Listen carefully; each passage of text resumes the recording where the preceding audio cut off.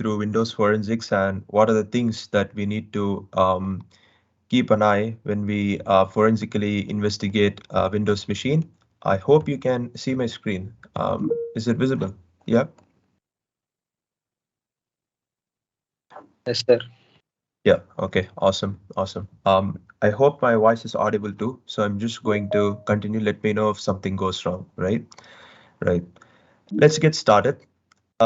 So forensics. I'm just trying to not to make this presentation like a lecture, so I'm just sticking to a very few slides, and I just want it to be interactive, so you guys can ask your questions whenever you want to, and we can make it a really nice interactive session. I hope you're fine with that. And let us just see what we're going to go through for today's session. It will be the basics of Windows forensics, of course, and we'd be also discussing about registries and file paths because it is really important to know where your registries are there and where your default file paths are there. That has a lot of forensic value.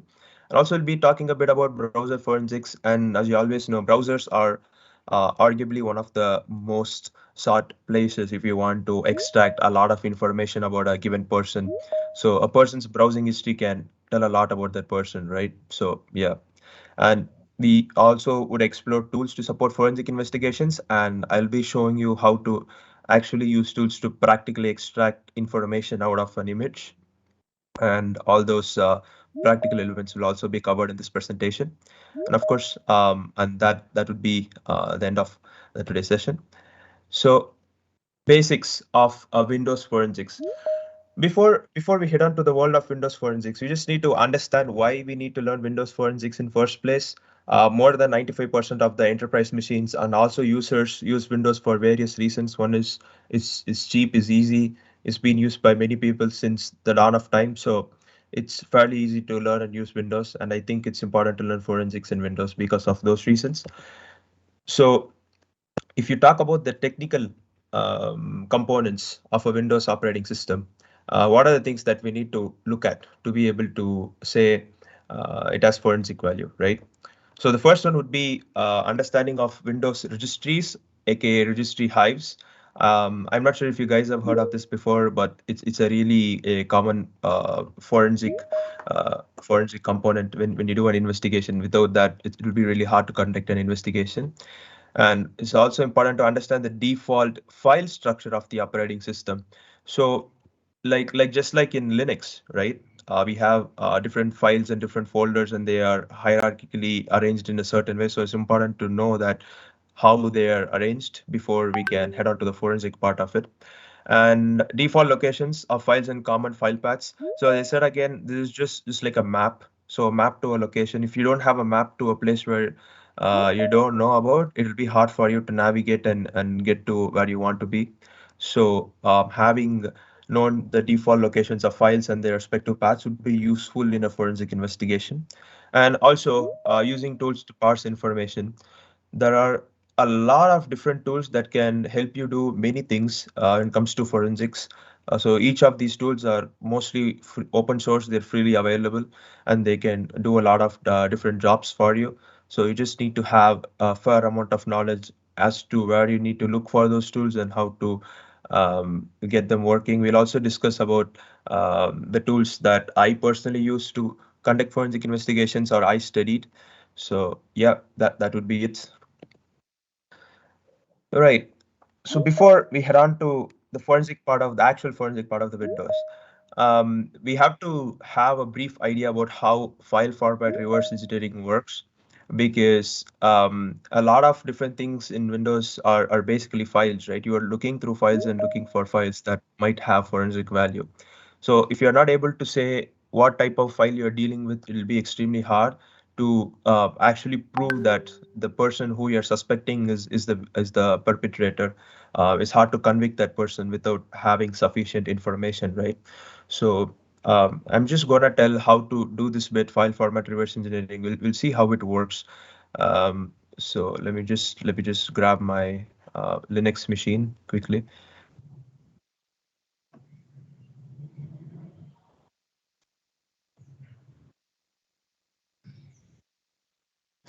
So here I'm just going to list a few PNGs. Okay. we have a bunch of PNGs here. Let us try to take a random PNG image. Let's say where am I.png. Let's just run xxd where am I.png. So we got a lot of stuff in here. This is just the hex dump of the file, and this is just the starting part of the file, right? So how do I conclude that this file is a PNG file? Is by looking at the starting part of the file. I just look at the magic bytes. This is also known as a file signature. So for those guys who don't know what is a file signature,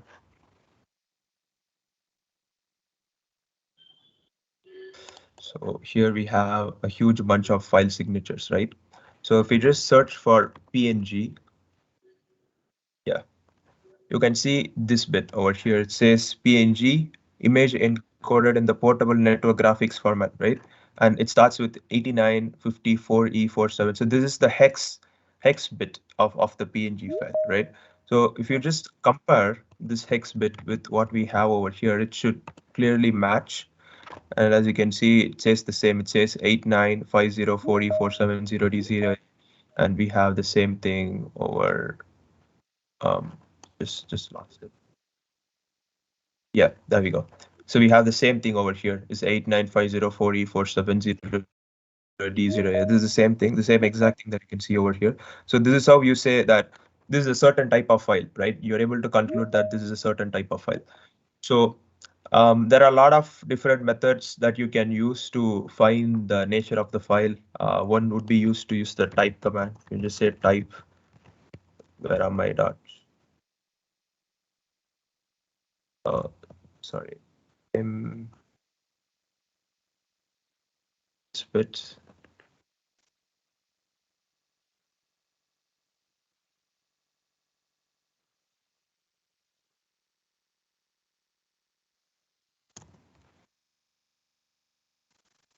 So so okay, never mind. But yeah, is actually there are a couple of things that you could use to find. Yeah, so this is a file command, not the type command. I'm sorry. Sorry for that. There's a file command that you can use to find the type of the file. So it says varami.png is a PNG image data. It has 8-bit color, blah blah blah blah blah. So what if a person who is being forensically investigated decides to change the file? Let's say he changes where am I to PNG to where am I dot JPEG, let's say like JPG, right?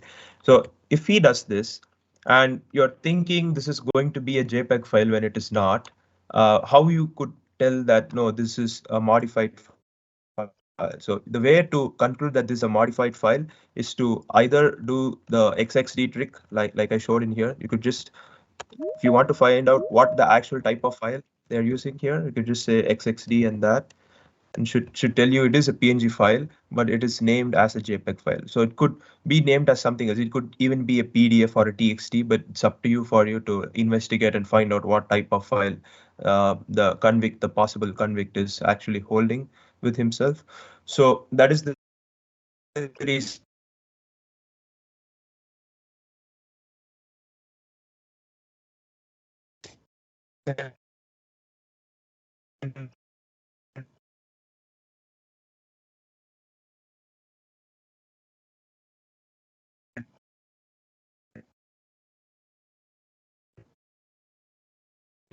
it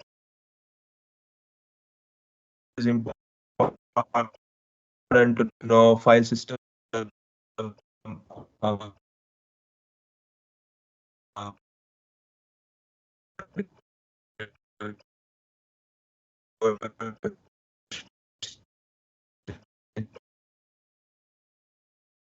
engineering.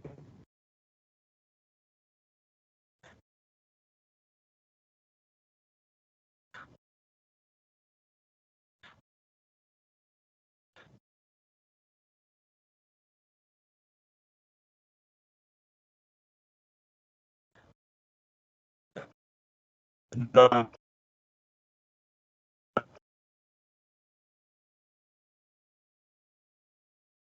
not format reverse engineering because this is very important and so you can see reading through hexterm signature, and after that you have the IHDR length.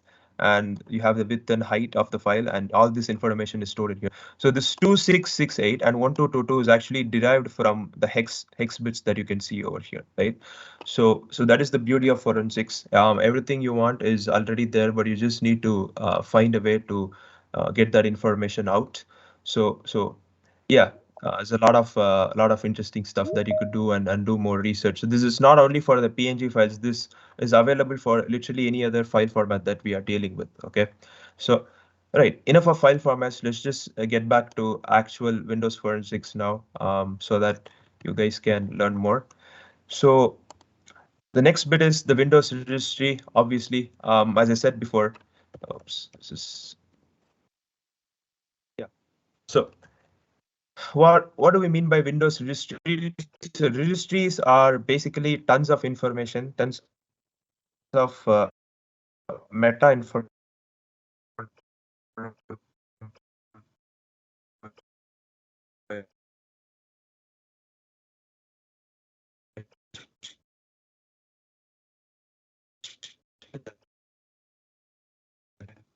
that is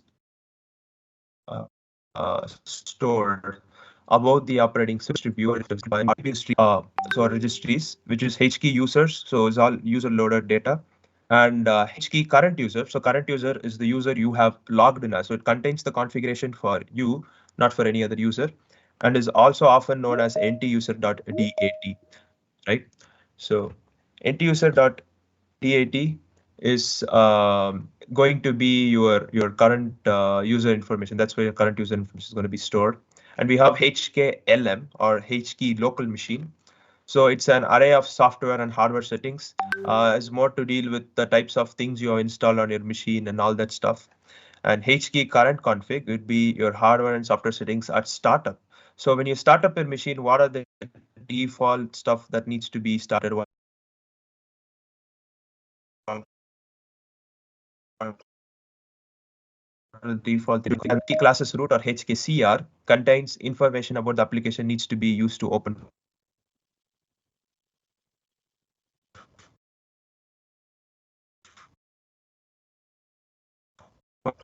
files, right?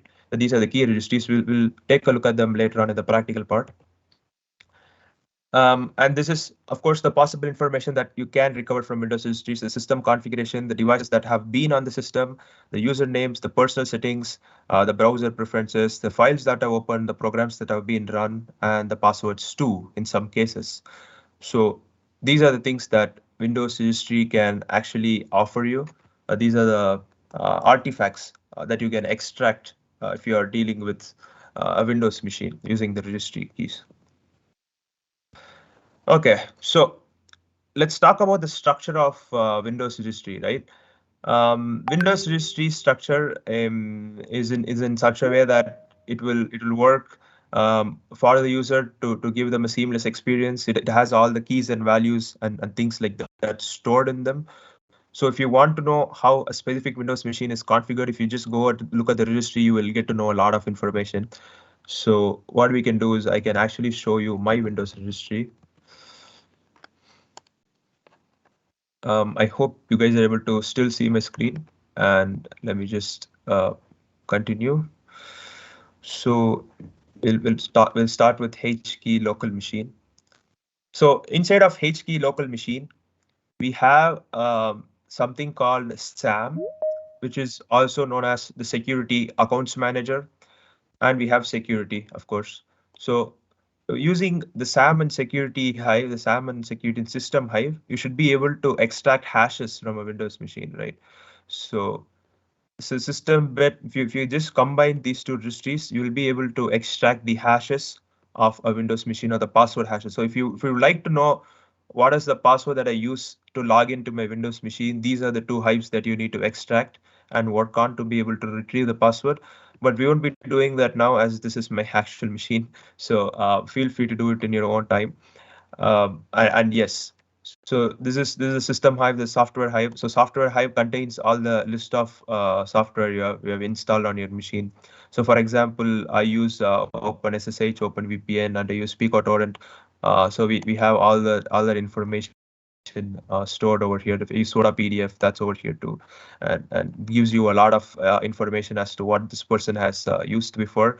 And sometimes when you uninstall a specific tool, let's say you have Adobe Photoshop and there has been an entry for Adobe Photoshop in the software registry, but if you uninstall it, right, you could still the registry might still be there. So even after the person who is using the software uninstalls it, you might have the registry available. So for instance, I uninstalled Hola long back, but it is still there. It's stuck to the registry. So unless you go and manually delete it, it's just going to be there. So it will give you a lot of information, even though the tools were uninstalled after a certain point in time. So it's really a useful thing to look at, right? So let's go to the next bit. So the cheat sheet, when it comes to forensics, it is humanly impossible for any person, right? For any person, even the experts. I worked with forensic experts at my university who have been investigating actual cases for the police, and this is what they say. They say that it's not possible for them to remember all the things that we have to deal with, right? So it's important to have a map in your hand, a reliable map that tells you where you can find what. So this is the cheat sheet I got from TryHackMe. You could just Google for TryHackMe forensics cheat sheet, and you'll be getting this one too. So here we have the default locations of various artifacts that you could extract out of a system. So let's say you would want to find my USB information. You want to know where I have my USB information. So what you would do is you would go to the bit in here, which says system current control set enum in USB, to be able to find that specific piece of data. So let us see if we are able to find that over here. So we have system, we have a current control set, and we have enum as well, and we have USB. And as you can see, you can see all the USBs that have been stuck into my machine. So it's just all the information about the different USBs that I've been using. We have device parameters, device. Oops. Okay, never mind. Yeah. So this bit, right? So this bit will tell you what are the different things that I've been playing with. Just keep clicking on different keys and values we have here, and that should give you a lot of information. And if you'd like to know the actual names of the devices, you go to USB star, and then that would give you the actual information about the things that I've been using. So you can see I've been using a disk flash disk 3.0 USB device, and here I've been using a SanDisk device, and there's a SanDisk Ultra USB, and there is something called Inatec. I don't have any idea when I use this, but it's there. So all this information can be extracted from the registry hives, and this won't be available anywhere else in the entire operating system. So that is the reason why I'm stressing so much on understanding registries for Windows. So you don't need to be but if you just know what to look for and where to look for, that should be sufficient in order to be conducting a forensic investigation successfully. So let us say I want to go and take a look at the recent files that I've been opening, right? Open a last visited stuff, which is over here. This bit, it says open save last visited dialog MRUs. So what I do is I just go and locate that specific registry, right? So it says ntuser.dot, which is of course going to be our HKey local machine. And as we are already in HKey local machine, we can just proceed on. And we got software, Microsoft Windows current version. So we do software and we do Microsoft, then go for, just scroll all the way down. We got Windows, we have current version, and current version we have a bunch of things here too. And inside the current version, we just go to Explorer and COM-DLG32. So Explorer should be over here, I guess. Yeah. And we have COM-DLG32 Explorer. Uh, Let me just see. Okay. So this bit. So ntuser.dot is HKCU, not HKLM, and that's why it didn't work. So I was looking at the wrong hive. So that was the issue here. Yeah. So nt-user.dot is referring to the current user. So I need to check for the current user. So I'm in HK local machine now. So instead of doing searching in HK local machine, I just go to HK current user, and then here we should be able to find out software, and we have Microsoft, which is over here. We have Windows. Over here we have Windows current version, and we should have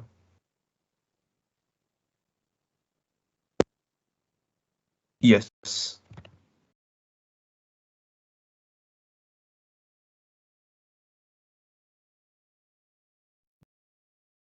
Here we have all the information about the recently opened file,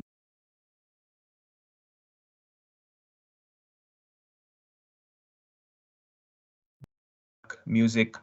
I've been using Java files, and all the things that I've been doing is basically summarized over here. And there's a lot of information that you could extract from these X bytes. So if you're able to decode this X bytes, so that will give you the information about what we have been working on, and it's a pretty useful thing. And I don't want to go through each one of these, so that's for you to explore. But I'm just telling you the guide on how you should be able to research. The mistake we did was instead of getting into HKCU high, we went to the HKLM, so that was wrong. So nt-user.dot is always referring to the HKCU file. So keep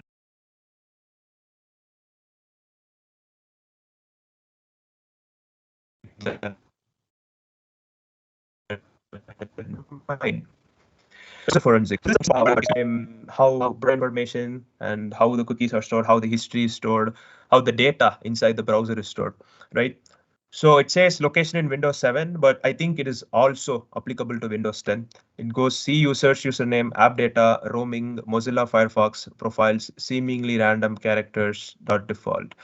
Okay, so what he says is you could have a random set of characters and you could have it named after dot default. So what I'm going to do is I'm going to take an actual case file and demonstrate how to work with it. So we'll be using a tool called X-Ray Forensics today. This is one of the tools that kind of competes with Autopsy. So Autopsy is another forensic tool which is really, really famous, but X-Ray is equivalently famous too. So I'm just going to name it Cyberonics, and let me just add an image. So I'm just going to use an image that I've been using for other demonstrations too. So should be over here, I think. Guzman, just give me a second. Um,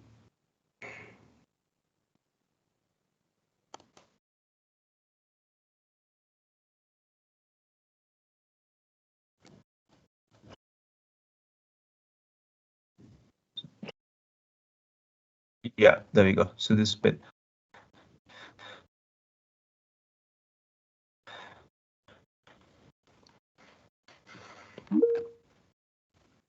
So now we have the whole thing. Just going through the whole drive to get us all the important information that we need. So now you'll be able to browse the file system safely. And this is only but now go to users. And this time our user will be Arnie. So that's the target user. And app data, then we got local. App data, oh, it's app data roaming. I'm sorry. So it's app data roaming. You have to be very careful about the file path, people. Just make sure you use the exact file path as you see that. We got Mozilla, we got Firefox. I'm just copying the path from here and putting it there. It has nothing to do with knowing this beforehand. And profiles and seemingly random characters. So we have random characters. We have NA6, PX, JNM, dot defaults, a random bunch of characters, right? So now we have all the things that are a part of this folder. And inside of that, places.sqlite is the main file. So most of the times, all the browser information or the information that is associated with browsers are stored in SQLite databases.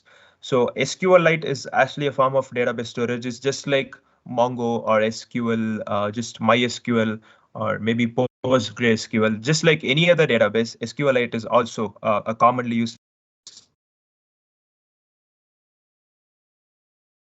database amongst browsers, and it is a very from a forensic point of view. If you can uh,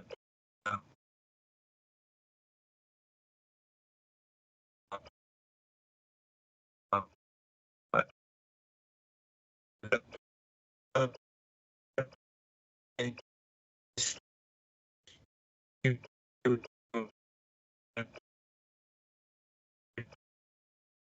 be really useful when you're investigating articles. So what is the SQL important one? As we stated before. So it says SQLite format 3. We have the hex bit as well. What do you call it? So DB browser for SQLite, you can just Google for this tool and you can download it as well. It's a really good tool for browsing SQLite files. So what I'm going to do is I'm going to say open database read only. The reason why I use read only is because I don't want to write something onto the browser's cache or storage by mistake. Because if I write something by mistake, what would happen is I'd lose forensic information. One of the key things in forensic is to remember that you should never, ever, ever write anything onto the images or the files that you're trying to investigate.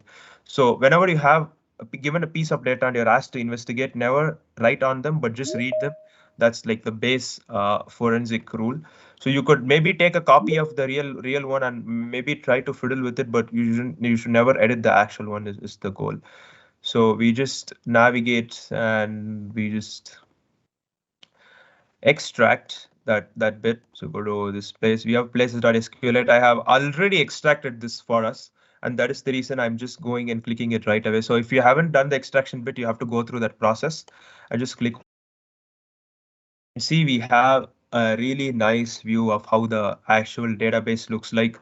So as you can see, this database has so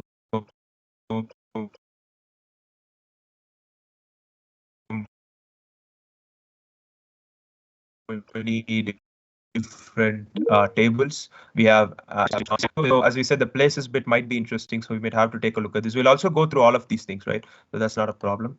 And also it gives you the structure of each table. So let's say I want to look at places. So this is the structure of how this specific table is constructed. So what I can do is I can just execute SQL like normally say select star from what was it? Was select star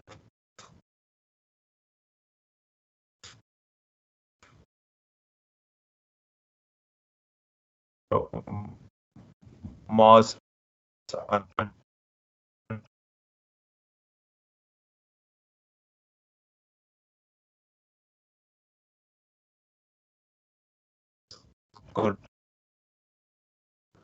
places. So I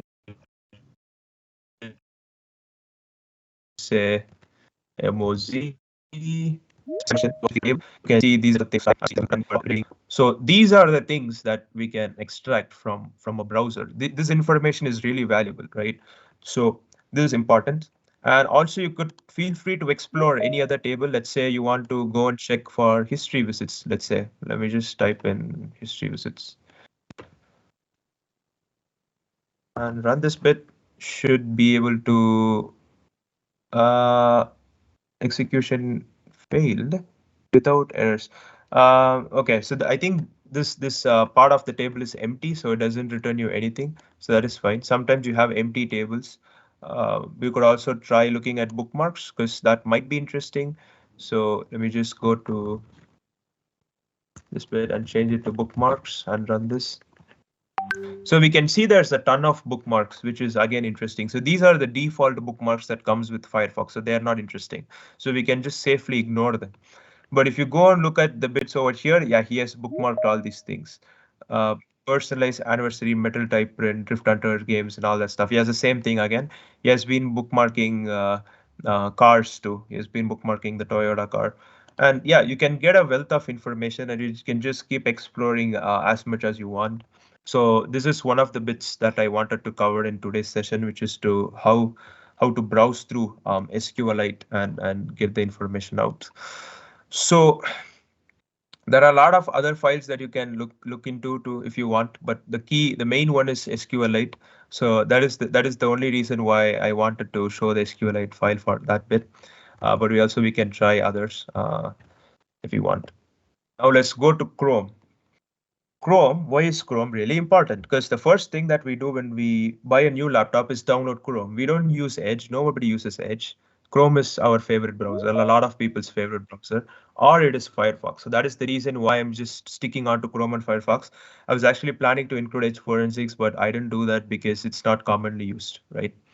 So Chrome stores its file in the following locations. We have user, username, map data, local, Google Chrome, user data. So this is the location. You don't need to know this by heart. Just have this in your notes and you should be able to refer to it whenever you want to.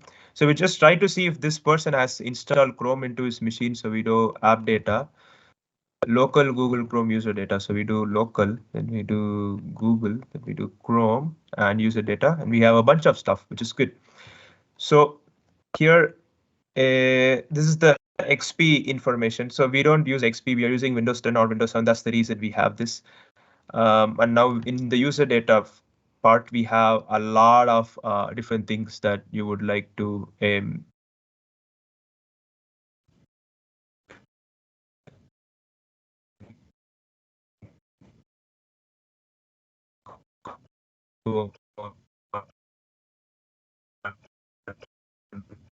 take a look at. We have show you. Where's this bit? No, not this. Yeah, so local state. So finding the encryption key, see users, PC name, app data, local, Google Chrome user data, local state. So local state is a really interesting file for us to look at. So I have already extracted the file for you before we started this session. So if you want to extract it, you just say right click and you just say recover copy and you just copy it to wherever you want. I'm not going to do that because I have already extracted it. And so I can just do JSON beautifier. Just going to upload the local state documents here. Let me just choose a file. Then we'll go to SanDisk and as for Zix. Yeah, here an artifacts should have a local state. Yep, we have local state. So here we go. And once I load the local state, you can see all the information about the different things that this guy has used. He has plugins. He has an Adobe Flash Player plugin. He has the Adobe Reader plugin. He has Adobe Shockwave, Apple QuickTime, and Chromium PC.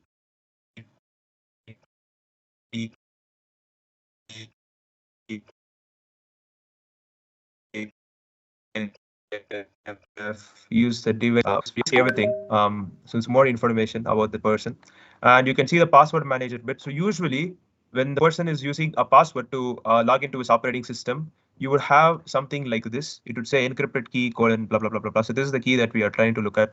But unfortunately, or fortunately, this guy doesn't use a password manager. Like he just has a blank password. That's why you see a OS password blank being set to true because he uses a blank password for his stuff, and hence he doesn't do anything to encrypt it. So it's easy mode. So also what we can do is the other part that I was trying to focus on is the login data. So this is the local state, and we should also have something called login data, which is located in this bit. So it's Chrome user data default login data.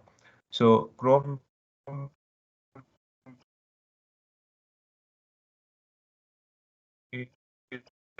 user data.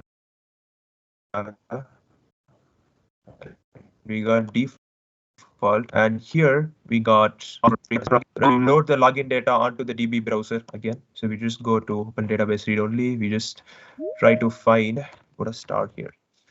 Should be login data and just say open. As you can see, we have quickly opened the file of login data and we can just browse information over here. So the browse data, it says accounts.google.com. The action URLs, this obviously uses Gmail account. This is his Gmail account. Sir Morgan Chutspad gmail.com. That's fine. And the password bit is over here. So this is the encrypted password. So this is the encrypted password. This hex over here. So as the password encryption and decryption bit is not for the scope of this session, I'm just going to leave it there. Feel free to explore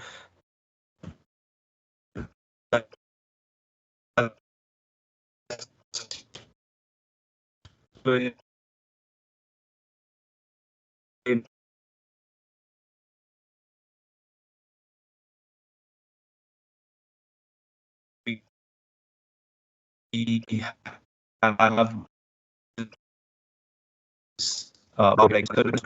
using one login, because if we were to use a lot of other saved logins for other websites, so we'll have a huge list over here. So that would be potentially useful as a forensic investigator, right? So let's just go back and see what we have to do next. Yeah, there we go. So how do saved passwords work? You might be wondering how this saved password functionality works in any browser for that matter. What does the Windows operating system have to do with it, right? So we use something called the Data Protection API. It's basically a program that is in Windows that was going to encrypt your security-based information such as passwords and secret keys and store it, and it's commonly used by offensive tools such as Mimikatz. So anyone who's playing a CTFs would know what Mimikatz is. It's a red teamers tool. It helps you to extract passwords and do a lot of interesting things. And we use symmetric encryption, like usually, like 99% of the time is symmetric encryption for storing passwords, unless and until you use a specific password manager to secure your information. Now let's see how the key and password blob is retrieved. So that is what we were able to see here. So here, this is the bit where the password blob, this is how you retrieve the password blob. And what we do about this is, I can just walk you through how the DP API part works. DP API, Mimikatz. So this is a very, no, not this website. This is pretty good. So DPAPI stands for Data Protection API. DPAPI, for the sake of this lab, contains two functions, which is to encrypt, which is script protect data. So whenever you save your password in Chrome, whenever you go to a random site and just ask for save your password over here, you just click on save. This is what happens. You're just going to execute script protect data and protect your password. And for decrypting, use script unprotect data. So it encrypts secrets like Wi-Fi passwords. So Wi-Fi passwords is also something that's a part of this. And encrypts VPN, encrypts IE passwords, Chrome, RDP, all the stuff. So it's a huge jackpot if you're able to decrypt all of these things. It's transparent to end users with users master key, which is based on the user's actual logon password. So if you know the actual logon password, you'll be able to decrypt everything else. Or you can find ways to crack the actual logon password too. So there are different ways to go about it. Reading Chrome cookies and login data. So he just uses Mimikatz and he just navigates to that, and he's able to get all the cookie values and stuff. So usually we say default and we have cookies.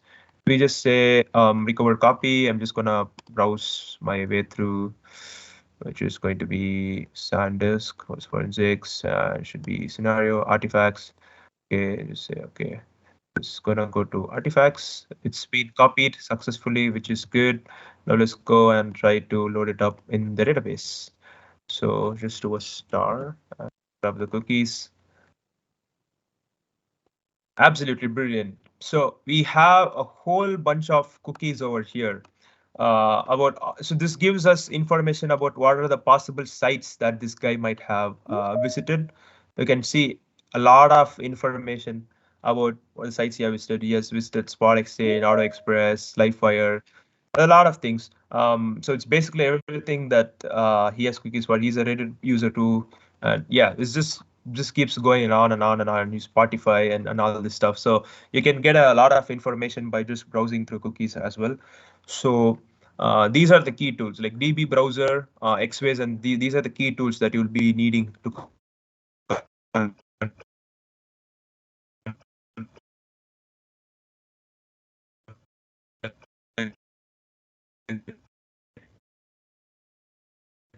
forensic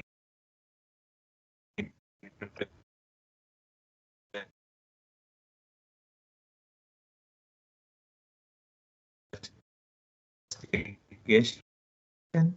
And okay,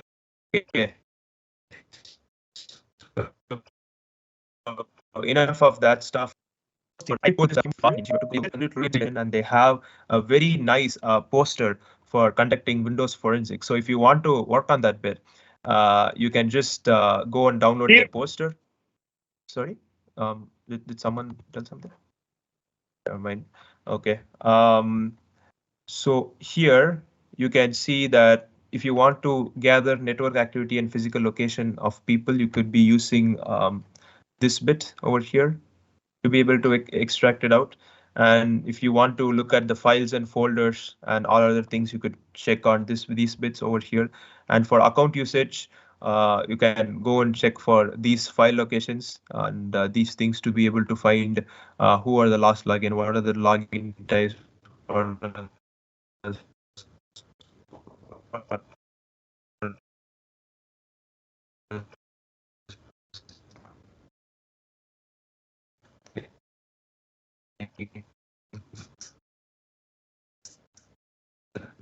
have happened and now that's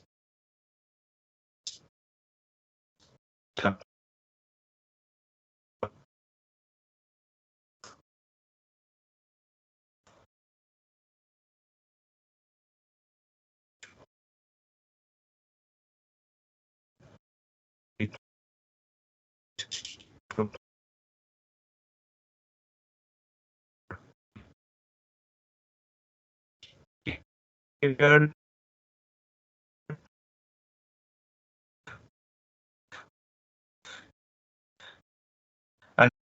and external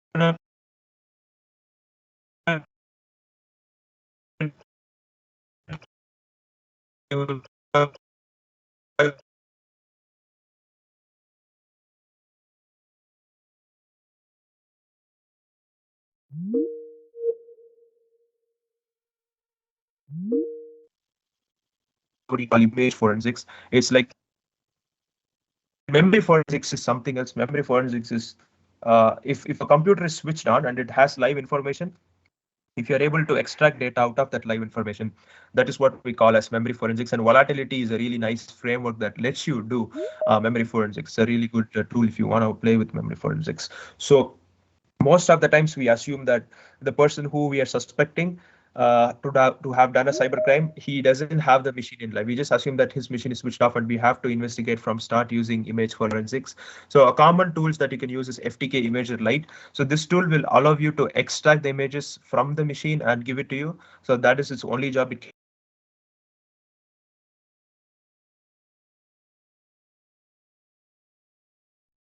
is a really nice tool that I use. And also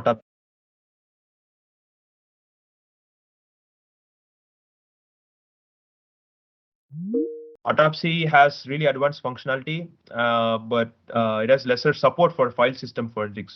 So if you want to talk about FAT16, FAT32, NTFS, MBR, VBR, and all that kind of stuff, like Autopsy is not the best way to go about it. You have X ways to do that for you. And ingest modules can take a lot of time to load. So Autopsy has something called ingest modules.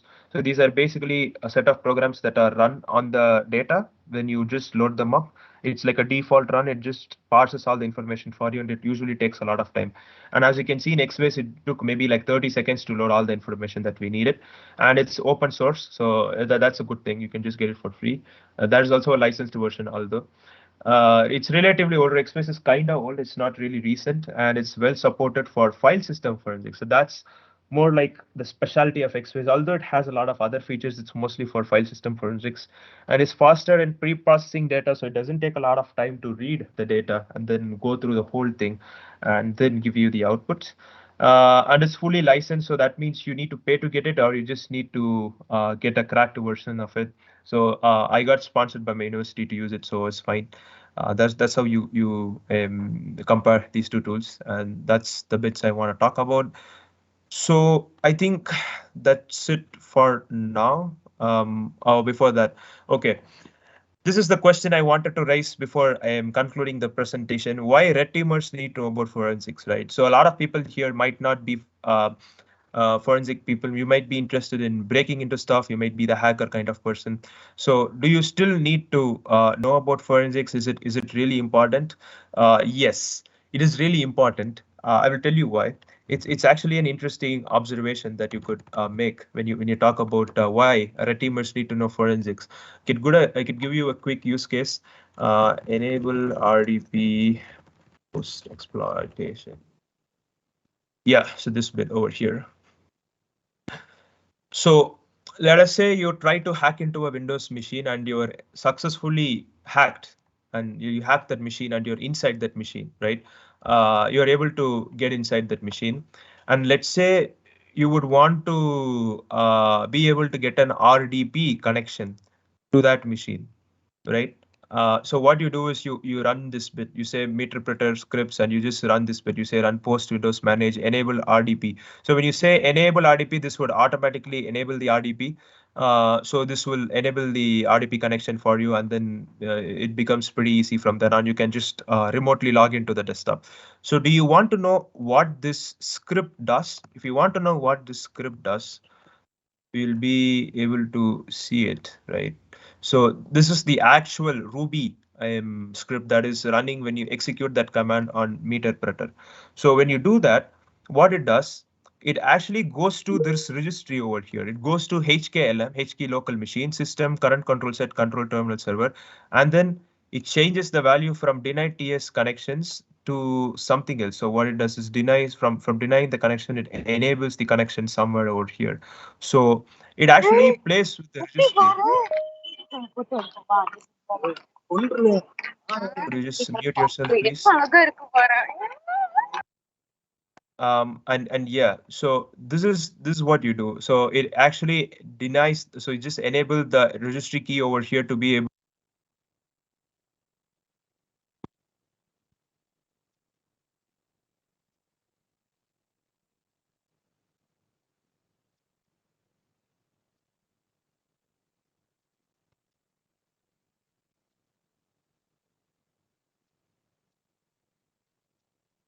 Sir, you're muted. Hello, are you able to hear me now? Yeah, Yeah. yeah, Okay. okay, Okay. okay, sir. Yes, sir. Yeah, right. Sorry about that. So now the reason is that now when we have to do a red teaming activity, you should be careful about what you do, because if you don't know, then you don't know what you're doing, then it'll be really hard for you to complete what you're doing.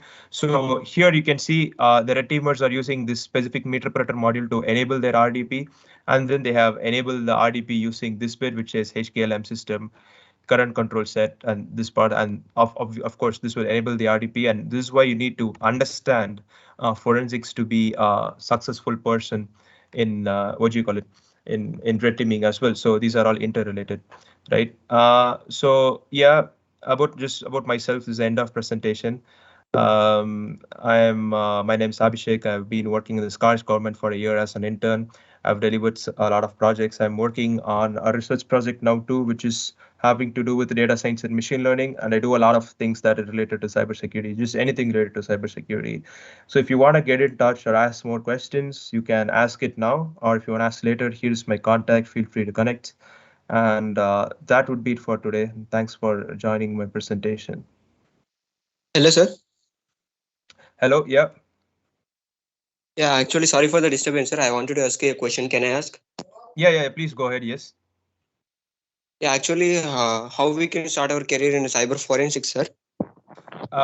So it depends on where you are. If you are in India, right? You just need to start looking for job descriptions. Like I will tell the way I hunt for jobs usually. So I just go to maybe say you are interested in cyber forensics, right? So search for this, and here you should be able to get a list of jobs. I'm not just asking you to go and apply through each one of them, but just make sure to read the job description and the things that they expect from you. Let's say you want to be a digital forensic analyst here. So they would want you to know software engineering, computer engineering, additional course in forensic techniques and tools and all these things. So you should just upskill yourself in a practical sense. So what I do to upskill myself is use this website called Try Hack Me.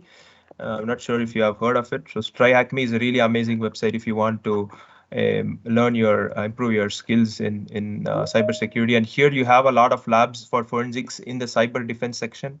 So go there, get a subscription, start learning from here. They will guide you through each and every bits. And once you're done, you should work on your CV as well. So I think a lot of people who are not really smart in their field are still able to get jobs because they have a really nice CV. So if you have a nice CV, that's going to be a huge plus. So just work on that, and I think you should be able to get the job you want. So hope that helps. Thank Can you, you sir. please? Yeah, cool, no problem. Share your THM username. Yeah, so my username is 40sec. That's my username for like the internet. So if you want to find me anywhere, you can just search for 40sec, and you'll find me there. Uh, Sorry, I wasn't looking at the chat, unfortunately. I'm just reading through a lot of questions. What does forensic mean in common terms? I mean, what is the difference between pen testing and forensic? That is what in cybersecurity, everything is kind of the same, because you all have the common goal of breaking into something, and also you have the goal of defending into something, but something is never going to change, right? You are defending the system or you are breaking the system. So if to do both, you need to understand the system first, right? So forensics is just mostly involved with the understanding of the system rather than breaking it. So if you know how to work with forensics, you can also be a good red teamer with the appropriate skills, because you will know what are the things that you need to touch that will not be detected by the blue teamer. So it goes hand in hand. If you're good at defense, you can be good at offense. If you are good at offense, you can be good at defense. So it's just vice versa. Yeah, it's all interlinked in one sense. You will understand that after some time. What type of file is the Guzman drive? Where to get the target file? So Guzman drive is something that we use in Scotland for digital forensics. It's a training image, and it's only available for the people who take that specific training. So I took that training over here in my university, so they have given me that image. But there are a lot of other training images that you can find in the internet. So just feel free to search for it, and you'll be able to find it. Or if you want to know where to get such images, stay in touch with me. I will help you in finding those images, Santosh Kumar. And can you please mention the tools names in the chat here? So it's autopsy and it's X-rays and volatility. These are the main things that you need to know. And what else are we talking about? That's it. Sir, Is that? Yeah. sir, can you also explain about KINOS, computer-aided investigation environment? Yeah, sure. I will share the PPT later on. Yes. Self-learning situation, shall we go for it? What are the training we have to take? If you are not in a self-learning situation, I'm not actually really sure about that part. If you're not a self-learning, what are the training? Okay, one thing I can suggest is do a CEH and take a CHFI. This might be useful. These two certifications might get you a entry-level job in forensics, because CHFI is Computer Hacking Forensic Investigator, which is really SANS is super expensive. They have nice courses, but they're really expensive. That's why I don't suggest them. Any projects that you can suggest? Oh, okay. So before someone asked the question on mic, can you repeat that question again, please? Someone asked the question on mic. So computer forensic environment. Someone asked something. If you could repeat that, I can help you with it.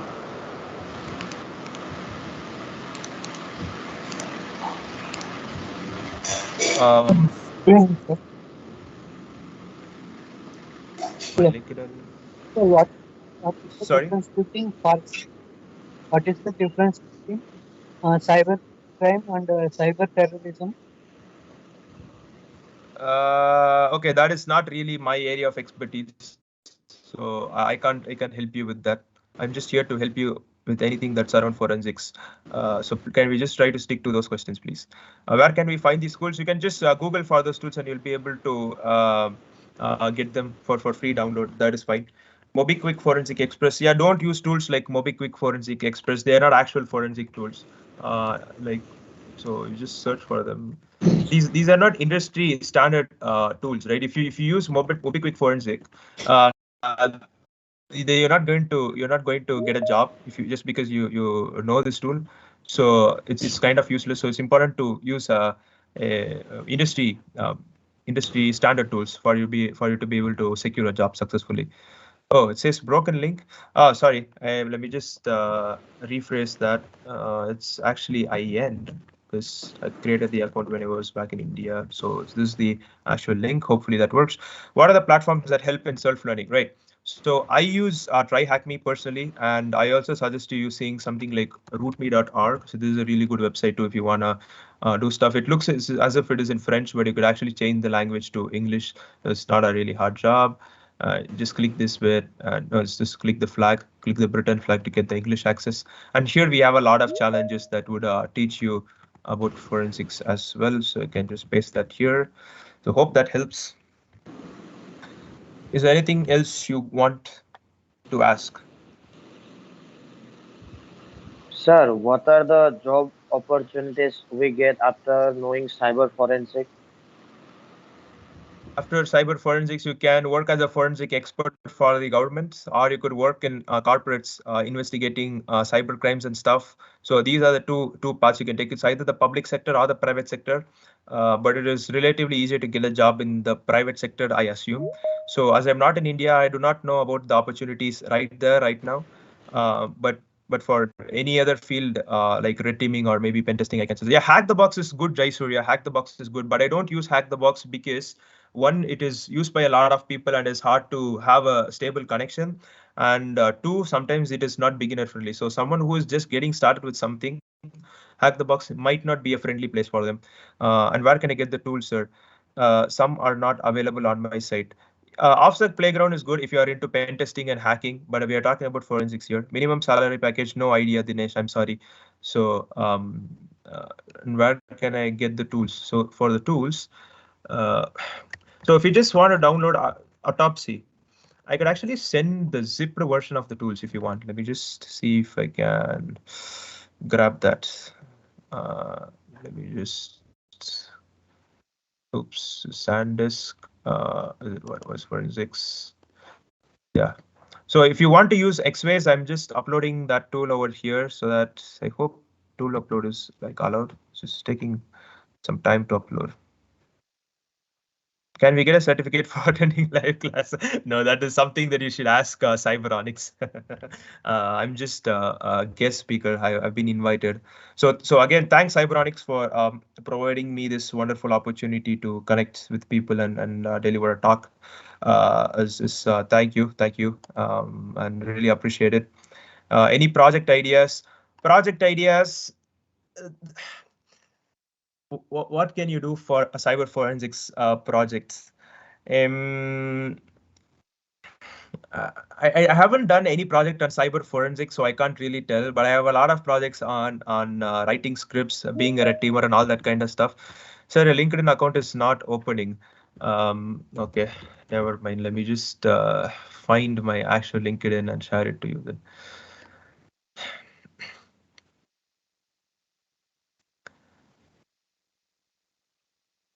Where is it? It's here.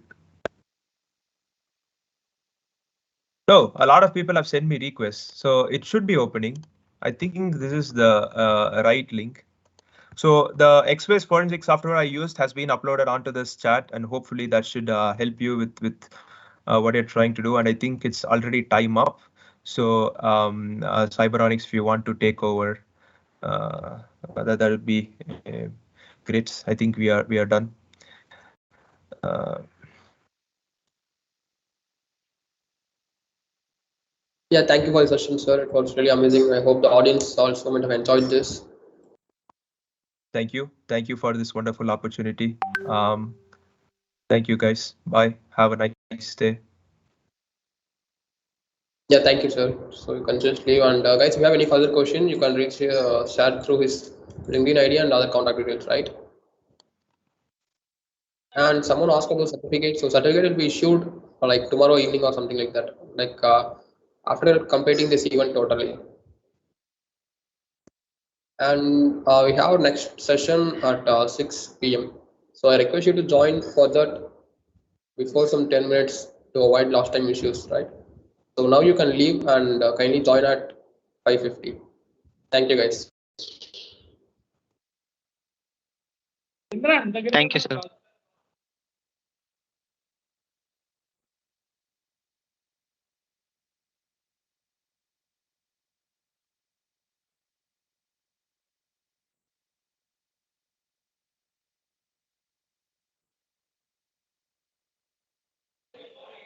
Hello, sir. Yeah, hello. Sir, I have a doubt. When will the certification will be sent to our mail? Yeah, certificates will be sent like tomorrow evening. So after completion of the whole event, we'll be distributing certificate, right? Okay, thank you, sir. Fine.